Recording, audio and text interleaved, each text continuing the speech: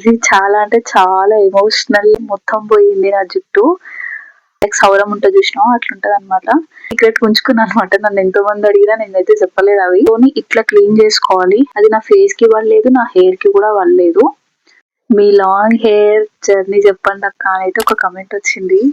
ఇది చాలా అంటే చాలా ఎమోషనల్ జర్నీ నాదైతే.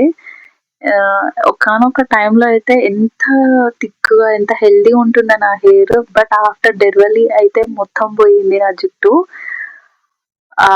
ఆఫ్టర్ డెలివరీ 1 ఇయర్ వరకు నా హెయిర్ మంచిగానే ఉండే. థిక్ హెయిర్ కోసం నేనేం సీక్రెట్స్ పాటించినానో చెప్తా. చిన్నప్పటి నుంచి లాంగ్ హెయిర్ అంటే ఎవరికి ఇష్టం ఉండదు చెప్పండి. నాకు అట్లనే. అండ్ ఆ జుట్టు లేకపోతే చున్నీలు కట్టుకొని కూడా ఇట్లా ఆడుకుంటుండే కదా. నేనైతే పెద్ద పెద్ద స్పెషల్ ట్రీట్మెంట్స్ ఏం చేయించుకోలేదు. ఫుడ్‌కి మాత్రం నేనేం పెద్ద తీసుకోలేదు. కేర్ కూడా చేయలేదు. కాకపోతే నా హెయిర్ మాత్రం చాలా హెల్తీగా ఉంటుండే. ఇది జీన్స్ అని కూడా చెప్పొచ్చు. మమ్మీకి లాంగ్ హెయిరే ఉంటది. అండ్ మా అమ్మమ్మకి లాంగ్ హెయిరే. మేబీ వాళ్ళ హెయిర్ నాకు వచ్చిందేమో. అండ్ మా మేనత్తది కూడా మంచిగా ఉంటది హెయిర్ లాంగ్‌గా. థిక్‌గా ఉంటది ఆమెది. లైక్ సౌరం ఉంటది చూసినావా అట్లుంటది అనమాట. ఇట్లా మా దాంట్లో అందరికీ హెయిర్ మంచిగానే ఉంది. మా మమ్మీది అయితే ఇంకా బాగుంటది. నాకు మా మమ్మీ హెయిర్ అంటే చాలా ఇష్టం. ఆమె లాగానే ఉంటది అనమాట నా హెయిర్ కూడా. సో నేను హెయిర్ కోసం తీసుకున్న కొన్ని సీక్రెట్స్ అయితే మీకు చెప్తా. సీక్రెట్స్ కాదు అవి. నేను సీక్రెట్ ఉంచుకున్నాను అనమాట. నన్ను ఎంతో మంది అడిగినా నేనైతే చెప్పలేదు అవి. హెయిర్ కోసం మనం ఫస్ట్ ఏమంటారు మన హెయిర్ సిల్కీ ఉండడానికి కొబ్బరి నూనె ఇంకా ఆముదం అయితే 2 కలిపి హీట్ చేసుకొని మన హెయిర్‌కి అయితే పట్టించాలి.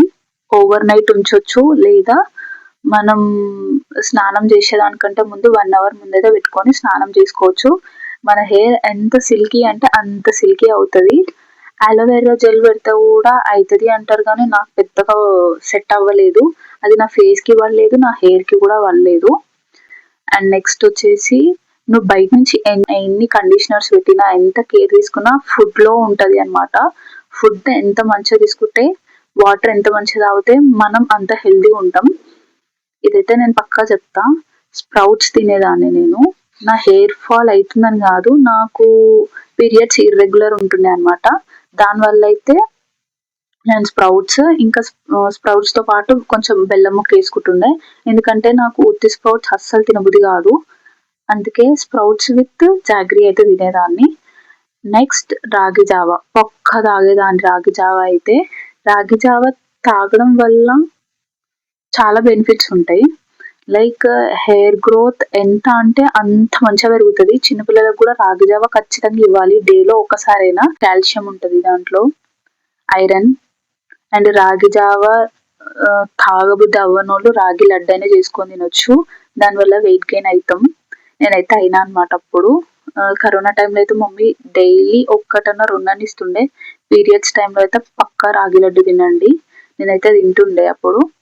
ఫస్ట్ ఫుడ్ తినాలి. బయట నుంచి మనం ఎన్ని పెడితే ఏం లాభం. ఫస్ట్ ఫుడ్ తింటేనే కదా రూట్స్ నుంచి వస్తాయి. సో ఎయిర్ ఆయిలింగ్ కూడా మంచి ఇట్లా మసాజ్ చేసుకోవాలన్నమాట. లైక్ ఇట్లా. అండ్ స్నానం చేసేటప్పుడు కూడా ఈ వేళ్ళతోని ఇట్లా క్లీన్ చేసుకోవాలి హెయిర్‌ని. ఆఫ్టర్ డెలివరీ నా హెయిర్ ఎందుకు పోయిందో నాకు తెలీదు. ఆఫ్టర్ డెలివరీ 6 మంత్స్ వరకు బానే ఉంది. ఆఫ్టర్ 6 మంత్స్ వరకు నుంచి స్టార్ట్ అయిందనమాట హెయిర్ ఫాల్ అనేది. పీసీఓఎస్ ఉంటే కూడా హెయిర్ ఫాల్ వస్తది. జాగ్రత్తగా ఉండండి. మీకేమన్నా ముందే అట్లా ప్రాబ్లమ్ ఉంటే చూయించుకోండి. సప్లిమెంట్స్ వాడండి. ఐ మీన్ పీసీఓఎస్‌కి అట్లా. ఆఫ్టర్ 1 ఇయర్ అట్లా ఉండే కదా. మేము చిన్నోని ఎంటికల కోసం పోయినప్పుడైతే మొక్కినా కదా. ఆ మొక్కు మర్చిపోయినంక అయితే ఇంకా టార్చర్ చూసిన నేను హెయిర్‌తోనైతే. అప్పుడు మా మమ్మీ ఒకటే చెప్పింది. వడ్డీతో సహా వెంకటేశ్వర స్వామి మన దగ్గర నుంచి తీసుకుంటాడు. సో నువ్వు ఎంత తొందరగా వీలైతే అంత తొందరగా గుండైతే చేయించుకో. అప్పటికి మేము 1 ఇయర్ తర్వాత మళ్ళీ ప్లాన్ చేసుకున్నాం అనమాట. లాస్ట్ 2 మంత్స్ బ్యాక్ వెళ్ళొచ్చినాం కదా.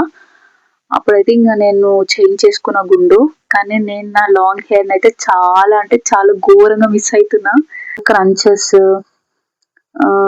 ఏమంటారు రబ్బర్ బ్యాండ్స్, క్లిప్స్ అట్లాంటి దగ్గర పోయినప్పుడైతే అందరూ తీసుకుంటుంటే ఐ మీన్ నేను కూడా తీసుకునేదాన్ని కదా ప్రీవియస్ అప్పుడు. సో నాకు కూడా తీసుకోవాలనిపించింది. కానీ మా మమ్మీ అయితే ఇంకా కొత్త కొత్త హెయిర్ స్టైల్స్ చూసిందంట. సింధు వచ్చినప్పుడు ఇది వేద్దాం, అది వేద్దాం, ఇది వేద్దాం అని తీసేట్టుకుందంట. నేను లాస్ట్ టైం పోయినప్పుడు చూపిస్తాను అనమాట. నాకు హెయిర్ లేదు కదా మమ్మీ అంటే, నేను తర్వాత రియలైజ్ అయినా నీకు హెయిర్ లేదని చెప్తుంది. ఇట్లా హెయిర్ని అయితే చాలా మిస్ అవుతున్నా నేను.